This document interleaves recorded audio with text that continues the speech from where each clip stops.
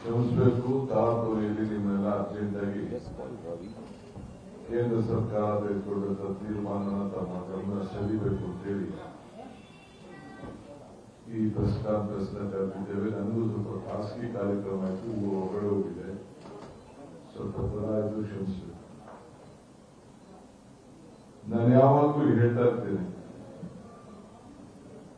ಅವರು ಬೆಲೆ ಏರಿಕೆ ಮಾಡ್ತಾರೆ, ನಾವು ಗ್ಯಾರಂಟಿಗಳು ಕೊಡ್ತೀವಿ.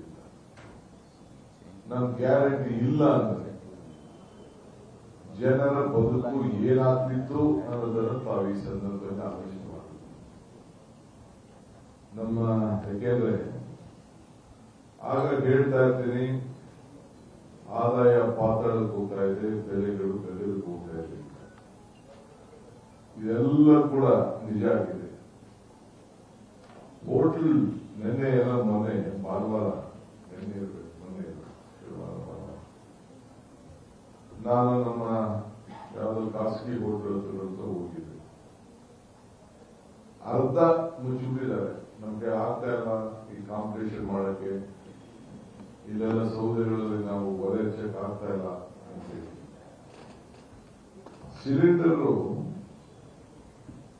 28 ರೂಪಾಯಿ ಒಂದ್ ಟೈಮಲ್ಲಿ ಏರಿಸಿದ್ರು. ಮೇ 7ನೇ ಮಾರ್ಚು 114 ರೂಪಾಯಿ, 23ನೇ ಮಾರ್ಚು 49 ರೂಪಾಯಿ, 1 ಏಪ್ರಿಲ್ 195ರಿಂದ 218 ಆಯಿತು, 1 ಮೇಗೆ 993 ಆಯಿತು.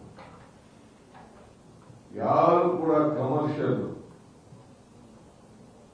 ಇಲ್ಲಾಂದ್ರೆ ಮನೆಗಳಿಗೆ ಉಪಯೋಗಿಸುವಂಥದ್ದು ಎಲ್ಲರೂ ಕೂಡ ಇವತ್ತು ದೊಡ್ಡ ಗಾಬರಿಯಾಗಿ ಇದರಿಂದ ಎಲ್ಲರ ಬದುಕಿಗೆ ಒಂದು ದೊಡ್ಡ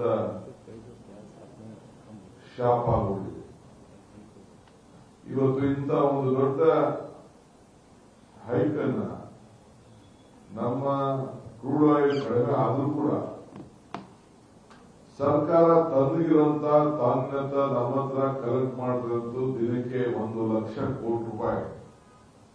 ಇದರಿಂದ ಟ್ಯಾಕ್ಸ್ ಹೊರಗೆ ಕೂಡ ಅವರು ಖರೀದಿಯನ್ನು ಮಾಡ್ತಾ ಇದ್ದಾರೆ. Almost 1 lakh crore every day.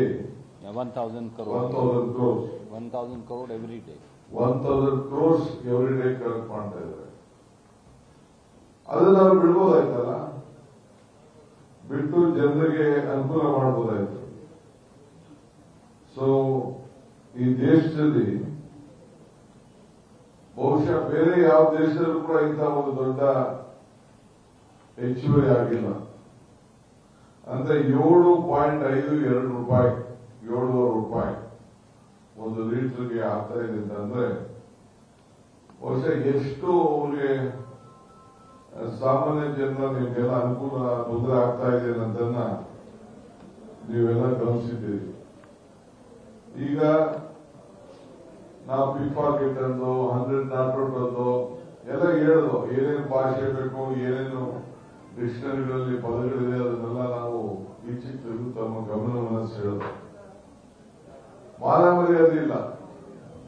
ನೀವು ಕಡಿಮೆ ಮಾಡ್ರಿ ಟ್ಯಾಕ್ಸ್ ನ ಅಂತ ಇಬ್ರು ಅಶೋಕ್ ಮತ್ತು ಅವರೆಲ್ಲ ಇವ್ರು ಹೇಳ್ಕೊಟ್ಟವ್ರೆ, ವಿಜಯ ಅಂತ ಹೇಳ್ತಾ ಇದ್ದಾರೆ.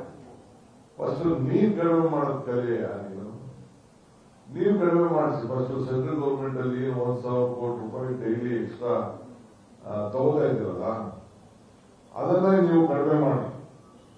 ಸೊ ಈ ರೀತಿ ಇಡೀ ದೇಶದಲ್ಲಿ ಆಗ್ತಾ ಇರೋದು ತೊಂದರೆಯಿಂದ ಅಡುಗೆ ಎಣ್ಣೆನೂ ಕಡಿಮೆ ಮಾಡಿ ಅಂತ ಹೇಳ್ತಾರೆ.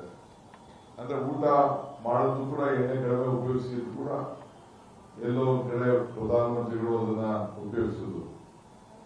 ಹಿಂಗೆ 43 ಲಕ್ಷ ಕೋಟಿಗಳನ್ನ ಬರೀ ಟ್ಯಾಕ್ಸಿನಲ್ಲೇ ಕೂಡ ಈಗಾಗಲೇ 12 ವರ್ಷದಿಂದ ಕಲೆಕ್ಟ್ ಮಾಡಿರೋದು ತಮಗೆಲ್ಲ ಗೊತ್ತಿರುವಂತಹ ವಿಚಾರ.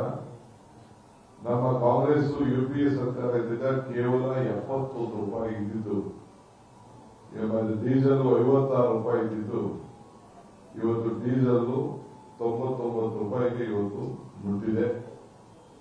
ಸೊ ಪೆಟ್ರೋಲ್ ಕೂಡ ತಮಗೆ ಯಾರೇ ಗೊತ್ತಿದೆ, ನೀವೆಲ್ಲ ಇದನ್ನ ಅನುಭವಿಸ್ತಾ ಇದ್ದೀರಿ.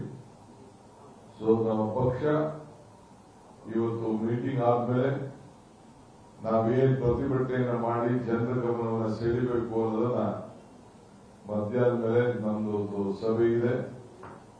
ಈ ಸಭೆಯಲ್ಲಿ ಚರ್ಚೆಯನ್ನು ಮಾಡಿ ಆ ಟೈಮ್ ಲೈನ್ ಅನ್ನ I am telling that we are going to finalise the timeline today we will announce after the 30th we will do, you can announce.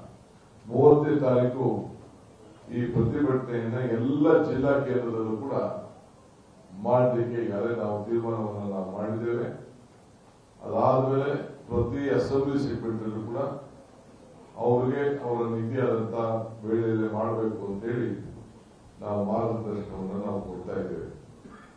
ಹಿಂಗೆ ಪಕ್ಷ ಇದು ನಮ್ಮ ಕೆಲಸ ಜನರ ಗಮನವನ್ನು ಸೆಳೆಯುವಂಥದ್ದು, ಜನರು ಜಾಗೃತಿ ಆಗುವಂಥದ್ದು. ಈ ಸರ್ಕಾರನ ಜನರೇ ಇವತ್ತು ರೊಚ್ಚಿಗೆದ್ದು ಕಿತ್ತು ಹೋಗಿಯುವಂತ ಕೆಲಸ ಇದಕ್ಕೆ ಆಗಬೇಕು. ಅದನ್ನ ನಾನು ಈ ಸಂದರ್ಭದಲ್ಲಿ ಮೋದಿಯವರ ಸರ್ಕಾರ ಏನು ಬಿಜೆಪಿ ಸರ್ಕಾರ ಇವತ್ತು ಬಹಳ ಸಾಧನೆ ಮಾಡಿದ್ದೇವೆ ಅಂತ ಹೇಳ್ತಾ ಇದ್ರಲ್ಲ,